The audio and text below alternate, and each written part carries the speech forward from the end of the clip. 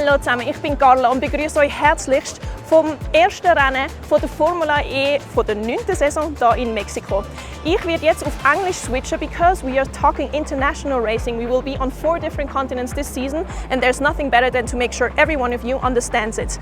I will make sure you understand the rules, the new car and the team members, especially the drivers, and take you on behind the seats.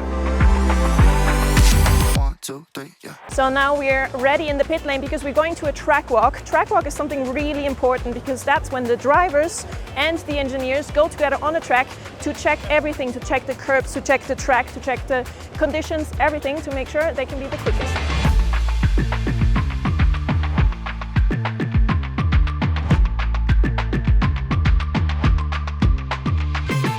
So this is probably not only my favorite spot of this racetrack, but everyone's favorite spot because look around. There's all these tribunes. It's going to be full of people and imagine the sound in here when the people cheer, when the winner passes by. First things first, what is really important for you to understand is the reason why we are here. The cars that you see on the racetrack are fundamentally important for the cars that you drive on the street. So everything that is being developed here in terms of electric engine is being used in the car that you have at home.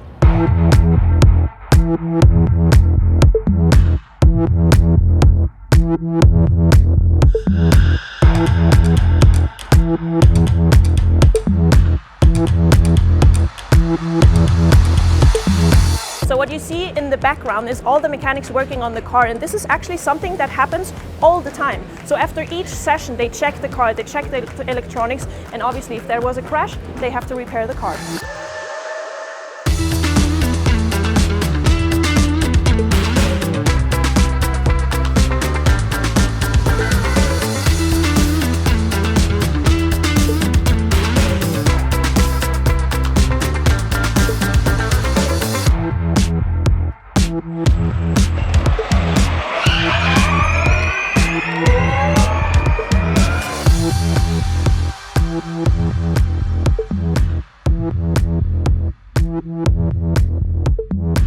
You guys know this place probably from stuff like Formula 1, but this is the so-called grid. It's where the cars are ready to go and to race in roughly 10 to 15 minutes. So we will just go ahead now, see where our DS guys are, and wish them good luck.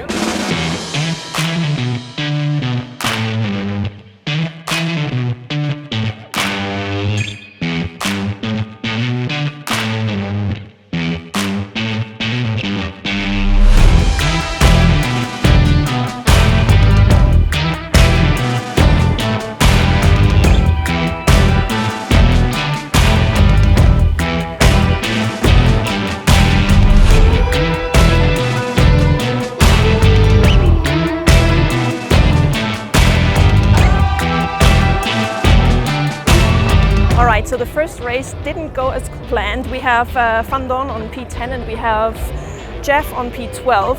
I'm guessing that's not what they hoped for. Nonetheless, the media pen is the last thing on the schedule for me today. I will try to get some questions and answers in from the drivers, and then that's it for today.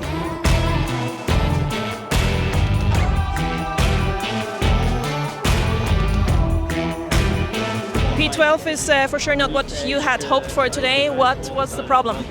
I had a battery issue in the last lap and I lost a couple of positions, so I had to fight very hard with no front wing to finish in the points, and those are the points that matters at the end of a championship. So I fought really hard for that, but yeah, this battery issue in the last lap caused me to lose the points. So yeah, a bit frustrating.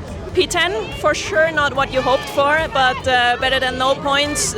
Take me a little bit through it. So you were unlucky in qualifying with traffic, but nonetheless, any positives you can take from all of that? Yeah, I think that it's not a complete disaster weekend for sure. Everyone was expecting and hoping for a bit more. We were very competitive in the first and the second practice. We had a good feeling going into qualifying, and for some reason we didn't really materialize that into a good grid position. So I feel like that was the biggest compromise of the weekend. For sure we should have been higher up the grid. I feel like the potential was there to do that. and then it made our race quite complicated. Still getting away with 1 point is better than nothing. We have a lot of data on board, and hopefully we can do better in Saudi. This is it from the e-prix in Mexico City. I hope you liked the behind the scenes that I tried to show you and learned a little bit more about the Formula E. If you have any further questions about the Formula E, leave them in the comments and I will make sure to answer them as soon as possible in one of the next videos. And I will see you on the next Formula E racetrack.